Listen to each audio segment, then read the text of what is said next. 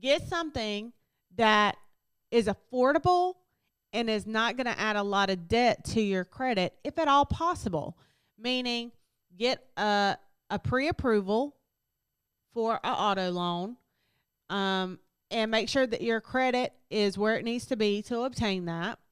And then also what your car payment is going to be. You gotta sacrifice. You wanna move like bosses move. YMA, Young Millionaires Association. Yeah, see, that's the association. All right, guys, welcome to the YMA Nation podcast, Real Estate Wednesday. Real Estate Wednesday. I am Joe Wallace, and this is Rebecca Wallace. And if you're on right now, make sure you like, comment, and subscribe. Click that subscribe button. We are averaging 15 to 18 new subscribers every episode. Woo, Look at those numbers Go just keep going up. Go you guys. Thank you. Subscribing. Thank you. Make sure you click the like button, twist the little thumbs up. Like every time someone clicks a like, it helps our video to trend higher. Yeah. So like, comment in the comment section. On Friday, we'll have our hashtag YMA Nation. Hashtag YMA Nation in the comment section, because on Friday we'll be having our October cash drawing. Ooh, so everyone throughout the month of October who hashtag YMA Nation down in the comment section will go into our cash drawing. Also, everyone on our Facebook page and Instagram, YMA Nation on Instagram and YMA Nation on Facebook. The video comes out on Facebook. If you like it, your name goes into the drawing an extra time. If you hashtag YMA Nation in the comment section of the video, your name goes into the drawing an additional time. And if you share the video, your name goes into the drawing another time. So you got so many chances to win. We had someone win 3 times last month for the September drawing. Sure did. All right, guys. The last thing is, before we get started, is our show today is brought to you by the Pyramid Group with Keller Williams. If you're in the market of buying or selling a home, make sure you contact the Pyramid Group. Their office number is 864-249-1437. The Pyramid Group with Keller Williams. Yes. Get your home today. Buy yourself a home and obtain an asset. Let's go. What are we talking about today? Top 5 questions first-time home buyers have. Top 5 questions that first-time home buyers have. This is going to be good. It's going to be good. So this may be questions that you have sitting here watching. Right. So they will be answered for you today. Okay. Right. And so we want to make sure that everyone who watches, who's interested, who may contact the Pyramid Group, you already have somewhat of a game plan, and we can get you in and get you turned around in the time frame that's suitable for you. So okay, let's start. Number 1, am I ready? Am I ready to buy a house? That's the number 1 question. That's the number 1 question? Am I ready to buy a house? That's the number 1 question? Number 1. Am I ready? Am I ready to buy a house? You know, so I'm quite sure there's some factors. I compared this, well, I think this is coupled with how do I start the process, because a lot of people are like, I want to buy a house, but I don't know where to start, or they don't know if they're ready to start. Meaning, you know, if they're young, do I go ahead and obtain a property now? Am I too young to buy a house? Right. So am I really ready to buy a house? Do I want that responsibility? I think the big thing is, can I afford this house? Yes. Are you ready? That does depend on a lot of things. It depends on your personal finances. It depends on where your credit is. We'll get into some of that. And it depends on, are you ready to take that step from renting or living at home with your parents, or any one of those things, roommating, staying with friends? Are you ready to take the next step into getting into a home? Okay. All right. The next question, how do I get pre-approved? This is very important, because this is going to go along with the number 4 question of where does my credit have to be? I figured that 2, 3, 4, and 5 was going to feed up into number 1. Am I ready? Right. I started off checking it every other week, just like most people do. Then it got out of control. I couldn't help myself. I started checking it day after day after day. I didn't realize that I was becoming addicted until my wife said something. What did she say? She said, it's just a credit score, relax.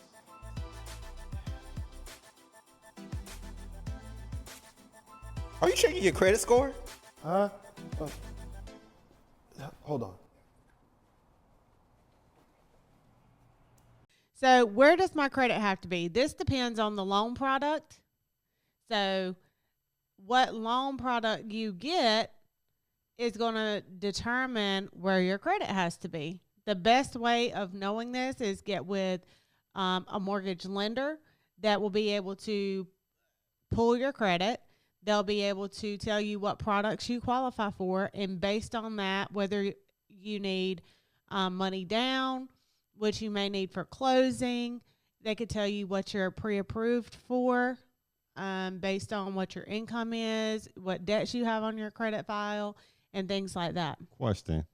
Can you explain to them so they don't just hear the term loan product and like, oh, I got to buy a product to get a loan? So that's going to be like your FHA, your VA, USDA.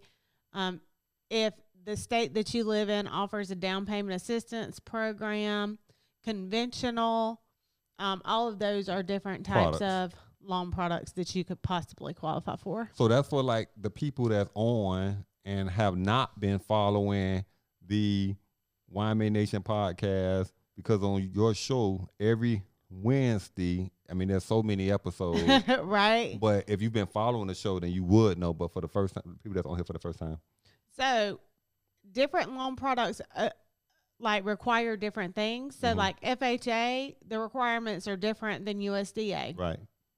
But guess what? I got something for you guys. Okay.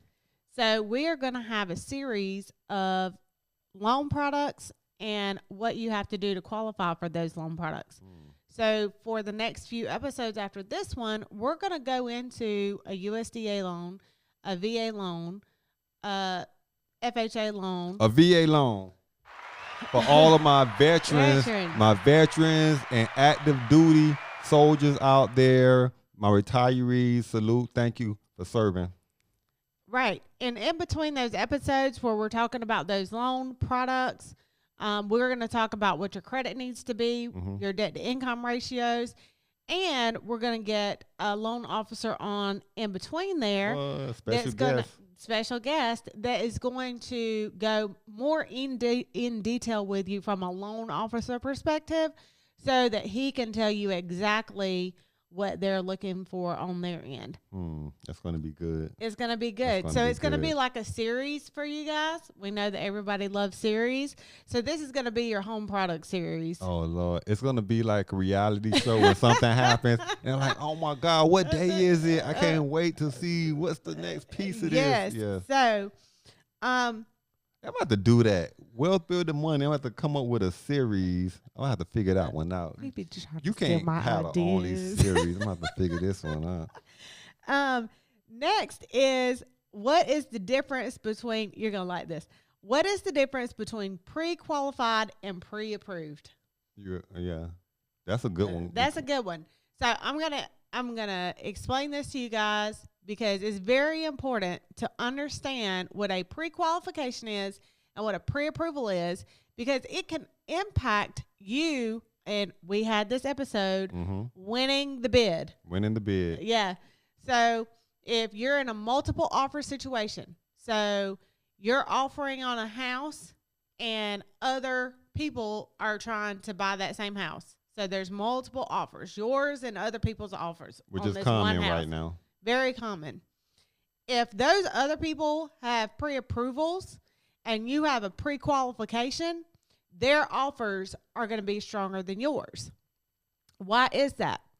A pre-qual means you've gone online, you've went to a lender website, or you've gone to a lender, you filled out an application, you put some numbers in, and they sent you a pre-qualification. Right. They said, based on the information you have provided, this is what you could qualify for, right? A pre-approval is a stronger letter because that loan officer has gotten documents from you. They've got your W-2s. They've got your pay stubs. They've got some information from you outside of what you've just put on the application. And they've taken all this information and put in their system and say, this is how much you're actually pre-approved for. Right. So this is going to be stronger than a pre-qualification, right? So you want to make sure that, you know, everybody gets excited when they get the letter saying, you know, oh, pre-qualified. Right. You want to make sure you understand that difference, because it could be the difference of you getting the house that you want or you being outbid on the property that you want. Or it could mean the difference between that $300,000 house that you want, and once they review all your documents and your income, you may not qualify for $300,000 anymore. Right. You may only qualify for $250,000. That's correct, because some people really and truly don't know what to put on the application as their true income. So once they start gathering documents, oh, well, I make this much an hour and I make this much right now and all of that. But let's say 3 months ago you were out of work for 3 weeks. Well, now your year-to-date is not going to show you making that much money. Your year-to-date is going to be different. Now, I'm not a loan officer, so every loan officer reviews documents differently, but these is just things that you can Google and find online.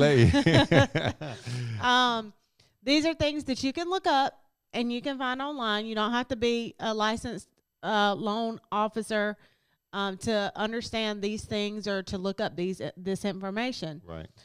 So I just want to make that clear. I'm not a loan officer, but we're going to have one on that's going to tell you. Right. I'll probably reiterate what I said, but. And I would say one thing too is, if you make $80,000 a year, but on your taxes, when that loan officer asks for your last 2 years of taxes, you've only claimed $25,000, then it's a good chance that you're not going to qualify for that same house as someone that truly makes $80,000 a year would qualify for. You're going to qualify for a home of someone that makes $25,000 a year. So Right. just be cautious of that when you're having your cousin or someone that's doing your taxes and they're writing off like 70%. Right. And we see that a lot, especially with like independent contractors, with, like you said, the trucking industry is big just because that's a big thing right now. And a lot of people are in it. So I got some extras just to jump in and put my 2 cents in on this whole top questions. And these are some things that I get asked a lot. So when people call in, or, you know, they're going through the repair program and they have real estate related questions. Can I just, before, I know this is the last piece, but I didn't want people to misconstrue my statement that I just said. What I mean on your taxes is just have your taxes done the right way. So I don't care if you're doing it through TurboTax or H&R Block, or your friend does it, or someone on Facebook does your taxes. Make sure your taxes are being done the correct way. That's what my comment means. Well, and writing things off doesn't mean it's not the correct way. So that's what I was saying. So just make sure that it's being done the right way. It just means that you're not counting all of your income, because you have allowed write-offs to where you don't have to count all of your income. And that helps offset the amount of tax debt that you owe typically. Now, I'm not a tax professional, but that's typically what we see. And I've had to deal with being an agent and working with lenders and working with different people from different professions. So it's best if you know you want a $300,000 house or a $350,000 house or a $250,000 house, that you're claiming all of the income you possibly can, so that you know with the amount of debts that you're carrying on your credit and with that debt that you're going to be taking with the new mortgage, that you have enough income to offset all of that. For that pre-approval. For that pre-approval. All right. So will buying a car impact my home buying? Can I buy? I need to pull up in my new car to park in my new garage at my new house. Right. What? So. Okay, here we go. What I tell people is if you need a mode of transportation, Okay. you have to get a car, Right. right? But you need to do so the smart way. And this alludes back to what we talked about on Wealth Building Monday, the amount of inquiries that you're obtaining, how that impacts your credit score by getting a lot of inquiries trying to get this car. If you just need a car,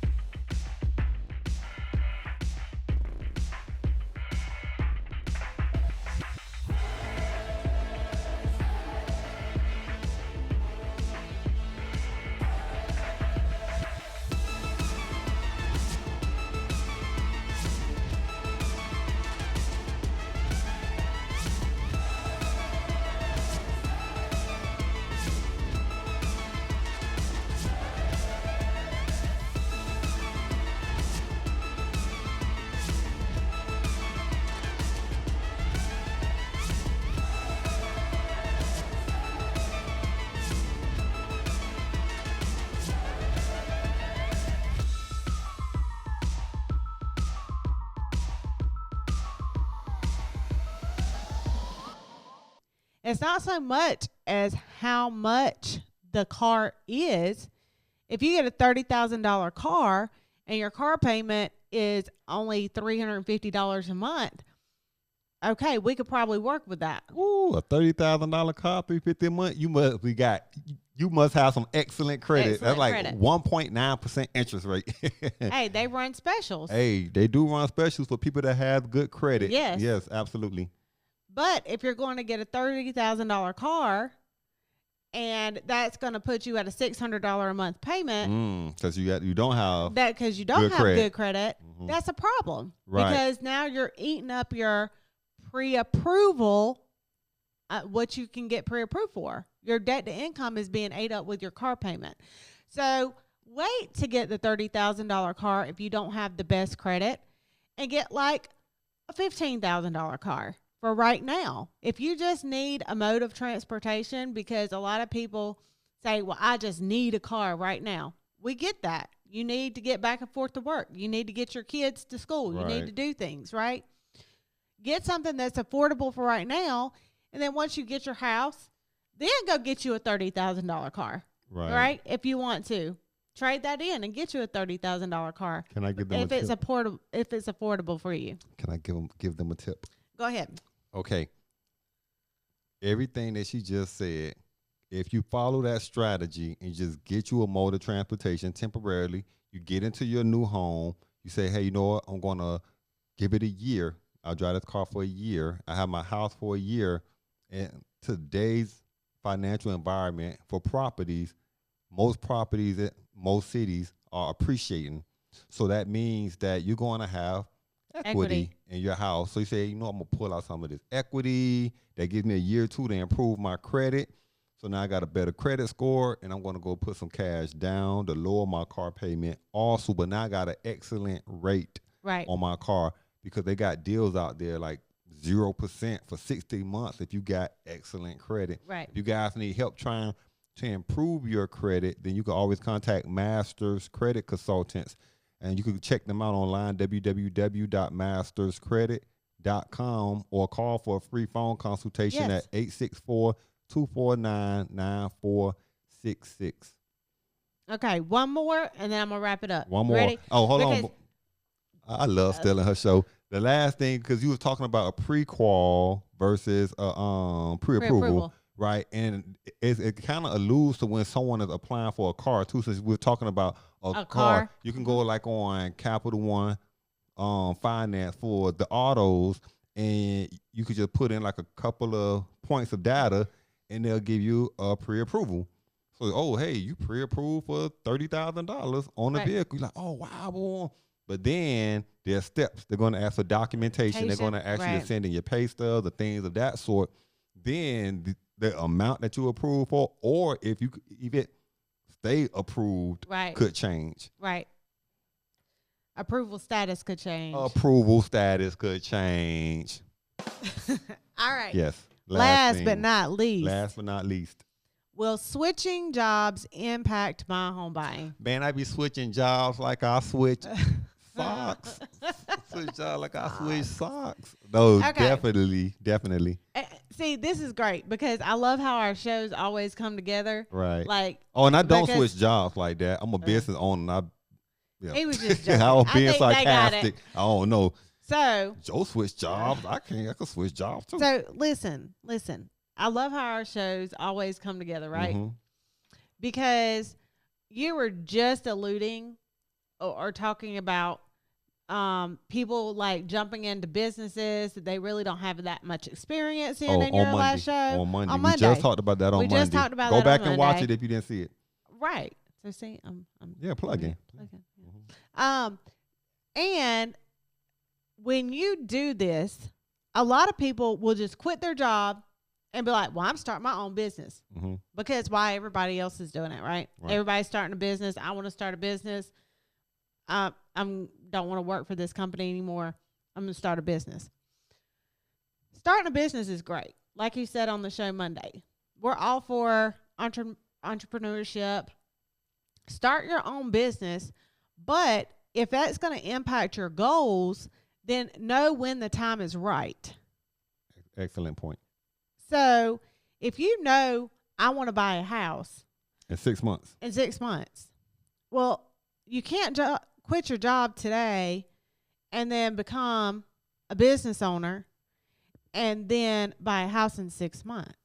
Because number one, it's more than likely that your business is not profitable in a 6 month period or not paying you enough to compensate what you were making at your job. But even so, even if it does, I'm getting there. Get them. Tell them. Even if it does, even if if you're going from a W-2 to owning your own business, then you have to wait 2 years of tax returns. That doesn't mean 2 years from when your business starts. That means you have 2 years of tax returns showing profitability of how much you're making.